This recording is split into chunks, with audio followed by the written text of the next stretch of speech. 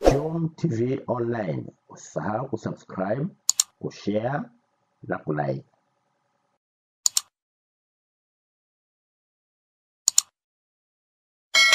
Atomic kutoka duniani IAEA ambao mkuja hapa kuja kufanya mazungumzo ambayo tumeanza muda mrefu ya kuanzisha hospitali ya maradhi ya saratani hapa Zanzibar.